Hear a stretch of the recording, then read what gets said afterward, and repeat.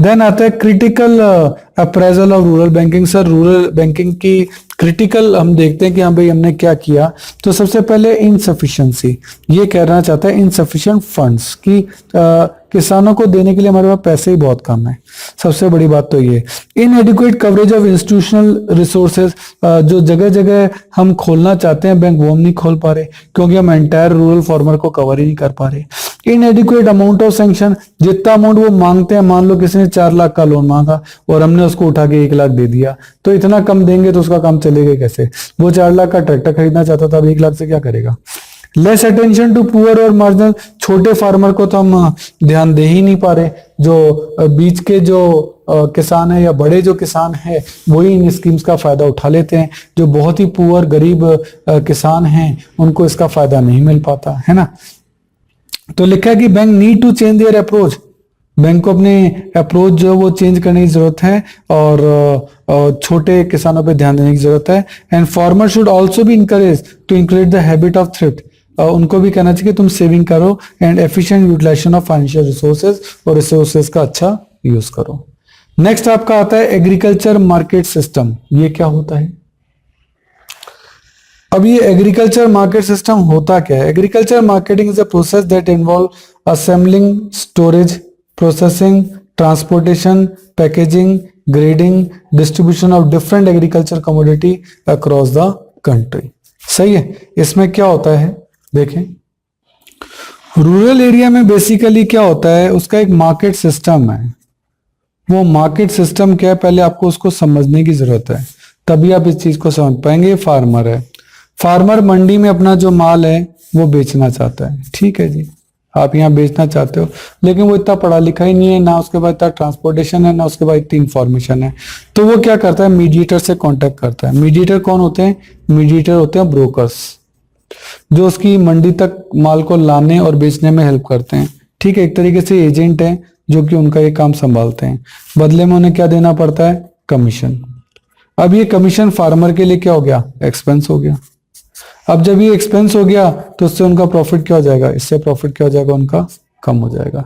तो सरकार अब ऐसी व्यवस्था करना चाहती है जिससे कि जो मीडिएटर है ना, जो गवर्नमेंट है उनको एलिमिनेट करना चाहती है कि ये हट जाए, तो फार्मर जो है वो डायरेक्टली सेल कर ले मंडी के अंदर, और ये वाला जो खर्चा है इसका बच जाए। खर्चे केवल यही नहीं है कि ब्रोकर के खर्चे हैं, इसके अलावा भी और बहुत सारे खर्चे जो हैं फार्मर के हो सकते हैं। कौन कौन से खर्चे होते हैं देखो जरा, मैं बताता हूं आपको। जैसे कोल्ड स्टोरेज, ठीक है, कि हाँ भाई आपकी फसल जो है उसको आप 2-3 महीने तक कोल्ड स्टोरेज में रखना चाहते हो, क्यों, पेरिशेबल गुड्स है, जल्दी खत्म हो सकती है कभी भी। इसके अलावा प्रोसेसिंग का खर्चा है, कुछ चीजें प्रोसेस होके बिकती हैं, जैसे कॉफी है, रोस्टेड है, अनरोस्टेड है, नॉन रोस्टेड है। ट्रांसपोर्टेशन का भी खर्चा होता है, मंडी तक आप सामान लाएंगे तो वो भी तो खर्चा आपका होगा। देन पैकिंग का खर्चा, मान लो चाय वगैरह है तो आप पैक करके बेचेंगे तो पैकिंग का खर्चा है। सही है। इसके अलावा ग्रेडिंग है, ग्रेड 1 का माल, ग्रेड 2 का माल। इसके अलावा डिस्ट्रीब्यूशन है। इन सब कामों के लिए उसको मीडिएटर की जरूरत पड़ती है, और जो कि इसके लिए खर्चा है, और उसका प्रॉफिट इससे क्या हो जाता है, कम हो जाता है। तो ये हमारा पूरा एग्रीकल्चर मार्केटिंग सिस्टम है। अब ये इस एग्रीकल्चर मार्केटिंग सिस्टम में क्या प्रॉब्लम आ रही है, तो manipulation of big trader, big trader जो है वो भाव को ऊपर नीचे करते हैं। Prior to independence farmer suffered from faulty weighing and manipulation of accounts. जो अनपढ़ किसान थे और ये जो बड़े जो थे पैसे वाले लोग, वो उन्हें बेवकूफ बनाते थे। सही है। लैक ऑफ मार्केट इंफॉर्मेशन, उनको सही प्राइस ही पता नहीं होती। Farmer were often force to sell their low price due to the lack of required information. Actually mandi में भाव कुछ और ही चल रहे होते हैं, लेकिन मीडिएटर जो है फार्मर को कुछ और ही भाव बताता है और बीच का डिफरेंस खुद कमा लेता है। फार्मर के पास कोई इंफॉर्मेशन सिस्टम ही नहीं था कि जिससे कि उसको मंडी के भाव जो है वो डेली पता लग सके। तो ये बहुत बड़ी कमी थी। देन है lack of storage facility, storage facility जैसे कोल्ड स्टोरेज। अब ये कोल्ड स्टोरेज जो है बहुत महंगे होते हैं, फार्मर जो है वो इन्हें मेंटेन नहीं कर सकता, तो ये भी एक प्रॉब्लम इसके अंदर चल रही है। आगे है measures to improve agriculture marketing क्या करना चाहिए? सबसे पहले देखो इसमें आपके कुछ जो काम है, सबसे पहले इसको रेगुलेटेड मार्केट को रेगुलेशन करना चाहिए, है ना। ट्रांसपेरेंट जो मार्केटिंग है वो करनी चाहिए। किसानों को इंटरनेट पर, वेबसाइट पर करंट जो भी रेट चल रही हैं उनकी फसल की, वो अपडेट होनी चाहिए। सही है, तो ये इस तरह से इस काम को पूरा ऑर्गेनाइज कर देना चाहिए, जिससे कि जो ब्रोकर और सेलर्स जो है उनकी जो मेल प्रैक्टिस है, जो बुरी बातें हैं, उनसे हम छुटकारा पा सकें। और इससे क्या है कि फार्मर्स को जो है वो हम अच्छा फायदा जो है वो पहुंचा सकते हैं। सही है। देन इंफ्रास्ट्रक्चर फैसिलिटी जैसे कि रोड है, रेलवे है, वेयर हाउस है, गोडाउन है, कोल्ड स्टोरेज है, प्रोसेसिंग यूनिट है, इन सब की सुविधा जो है वो हमें किसानों को देना चाहिए। सही है। तो the current infrastructure facilities are quite inadequate, अभी हमारे पास ये नहीं है, इतने कोल्ड स्टोरेजेस ही नहीं है to meet the growing demand and need to improve. Then cooperative marketing उनको कहना चाहिए कि तुम सब मिलकर अपना एक पूल बना लो, कि किसान जो हैं, जितने सारे किसान हैं, वो अपना एक पूरा पूल बना लें कि हम सब मिलकर अपनी फसल जो है वो बेचेंगे। जब वो इतने सारे किसान मिलकर अपनी फसल बेचेंगे फिर तो किसी को भी इंप्रेस कर सकते हैं। The aim of cooperative marketing is to realise the fair price of farmer product. वो एक पर्टिकुलर प्राइस तय कर लें कि यार अपन तो अपना भाव 10 रुपए ही रखेंगे। जब वो सब जने मिलकर 10 रुपए में बेच रहे हैं तो खरीदने वाले को 10 रुपए में खरीदना ही पड़ेगा, उसके पास ऑप्शन ही नहीं है। Under this marketing society are form by the farmer एक सोसाइटी बनाते हैं to sell the output collectively, हम सब मिलकर बेचेंगे, and to take advantage of collecting bargaining, और बार्गेनिंग उन्होंने 10 रुपए पे कर ली, in order to obtain better price, अच्छी प्राइस मिल जाएगी। मिल्क कोऑपरेटिव इन गुजरात में अपन देखते हैं अमूल जो है वो इसका सबसे अच्छा एग्जांपल है। However, cooperative have received a setback during the recent past because, लेकिन अभी इनको जो कोऑपरेटिव है इनको बड़ा नुकसान हुआ है। क्यों? इनएडिक्वेट कवरेज ऑफ फार्मर, इनके मेंबर पूरे कवर नहीं हो पाए। Lack of appropriate link between marketing and processing cooperative, इनके बीच में लिंक नहीं हो पाया। और इनएफिशिएंट फाइनेंशियल मैनेजमेंट इनका अच्छा नहीं है। सही है। अब इसमें आता है, एक तो ये कोऑपरेटिव बहुत इंपॉर्टेंट है, इसको अच्छे से याद कर लेना। एक है डिफरेंट पॉलिसी इंस्ट्रूमेंट, गवर्नमेंट इसके दो पॉलिसी इंस्ट्रूमेंट लाती है, एक मिनिमम सपोर्ट प्राइस और एक है मेंटेनेंस ऑफ बफर स्टॉक, इसको बोलते हैं एमएसपी। बहुत इंपॉर्टेंट है, एग्जाम में नॉर्मली रिपीट होता है। एमएसपी क्या? गवर्नमेंट ने ये कहा कि जैसे वीट है, राइस है, मेज है, कॉटन है, शुगर केन है, हम इस भाव को जो इस चीज को है मान लेते हैं, एग्जाम्पल ले रहा हूं, मान लेते हैं गवर्नमेंट ने कह दिया कि जो राइस है हम 20 रुपए में खरीद लेंगे, मिनिमम सपोर्ट प्राइस है। मार्केट में भाव जो मार्केट प्राइस चल रहा है वो चल रहा है 15 का, लेकिन गवर्नमेंट ने उसको सपोर्ट दे दिया 20 पर। तो किसान 15 में बेचेगा तो उसको नुकसान हो रहा है, गवर्नमेंट कहती है चलो 20 में हम खरीदेंगे तो उसको फायदा हो जाएगा, क्योंकि गवर्नमेंट ने उनके सपोर्ट के लिए प्राइस को 20 से नीचे नहीं गिरने दिया। इसी को बोलते हैं minimum support price. Such price may be regarded as an offer price at which the government is willing to buy any amount of grain from the farmer. Government कहती है 20 रुपए में हम तुम्हारा कितना भी अनाज जो है वो खरीद लेंगे। देन है मेंटेनेंस ऑफ बफर स्टॉक, इसके लिए गवर्नमेंट ने एक एजेंसी बनाई है, food corporation of India, FCI. FCI क्या करती है, जो भी वीट वगैरह एक्सेस होता है और राइस वगैरह जो होता है उसको खरीद लेती है और अपना बफर स्टॉक बना लेती है।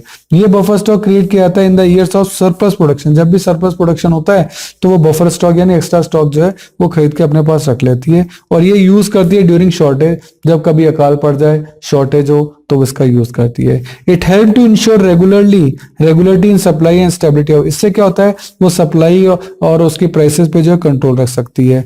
पीडीएस ये भी बहुत इंपॉर्टेंट है, ध्यान रखना। पीडीएस पब्लिक डिस्ट्रीब्यूशन सिस्टम का मतलब होता है राशनिंग करना।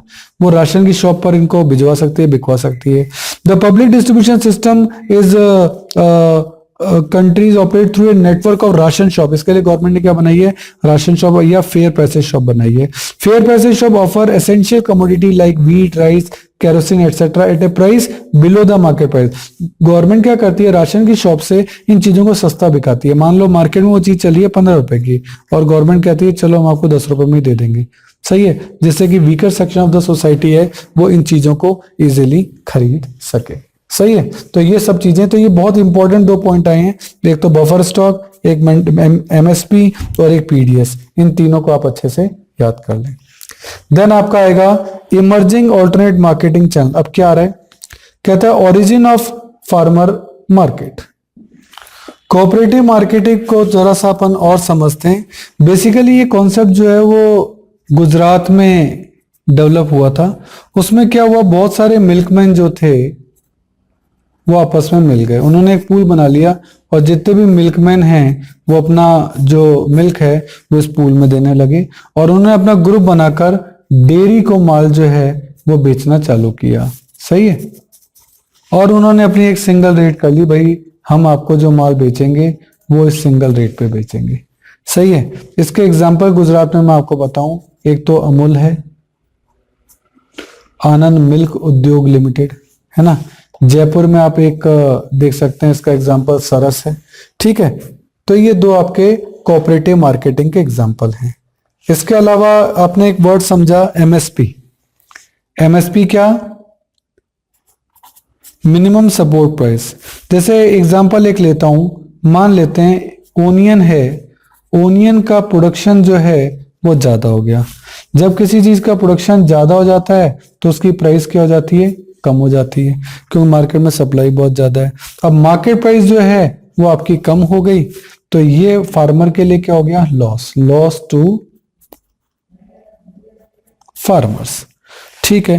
अब गवर्नमेंट ने कहा कि चलो, गवर्नमेंट ने इसमें इंटरफेयर किया।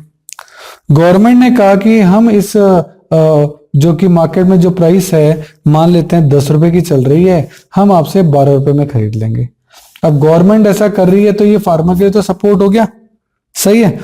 ये गवर्नमेंट जो 2 रुपए है, मार्केट से 10 रुपए का मिल सकता था, गवर्नमेंट कितने का खरीद दिया, 12 रुपए का। तो दैट्स वाई ये 2 रुपए का जो है ये सपोर्ट हो गया। ये सपोर्ट किसके लिए हो गया, फार्मर, सपोर्ट टू फार्मर। लेकिन ये 2 रुपए का सपोर्ट गवर्नमेंट के लिए क्या हो गया, गवर्नमेंट के लिए लॉस हो गया। लेकिन गवर्नमेंट ये चाहती है कि किसानों को नुकसान ना हो, दैट्स वाई वो ये सपोर्ट, एमएसपी कहते हैं, मिनिमम सपोर्ट प्राइस देती है। इसके अलावा फार्मर की फसल जब बहुत ज्यादा हो जाती है, प्रोडक्शन बहुत ज्यादा हो जाती है, तो गवर्नमेंट क्या करती है, ये प्रोडक्शन खरीद लेती है। क्यों खरीद लेती है, बफर स्टॉक के लिए। बफर स्टॉक एक्स्ट्रा स्टॉक है, ये खरीद लेती है। क्यों खरीद लेती है, कौन खरीदता है, तो ये खरीदता है FCI, food corporation of India. और ये कब काम आएगा, जब कोई फेमाइन, किसी कंट्री के किसी एरिया में फेमाइन आ गया, उसमें ये सप्लाई करने के काम आ जाता है। तो कुल मिलाकर किसानों का लॉस कौन कवर कर रहा है, गवर्नमेंट कवर कर रही है इस तरीके से। सही है।